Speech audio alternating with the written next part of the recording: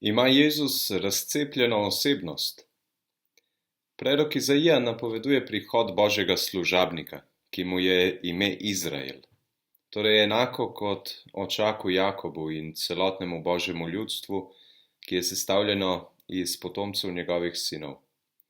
Ker služabnik s kolektivnim imenom prihaja, da izpolni Božjo voljo, bo zopet zbral neenotni Izrael, ki je razpršen in izgubljen med vsemi narodi.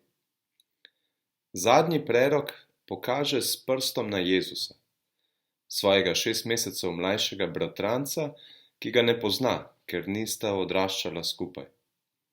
Bog je krstniku razodel služabnikovo večplastno identiteto v čebulnem slogu. Ker prepozna v Jezusu ne le človeka, ampak tudi svojega stvarnika, reče, da je Jezus v resnici starejši od njega. Janezu krstniku se ne blede od puščavskega sonca, ko reče, da je Jezus Božje jagnje, ki ga je napovedal Abraham.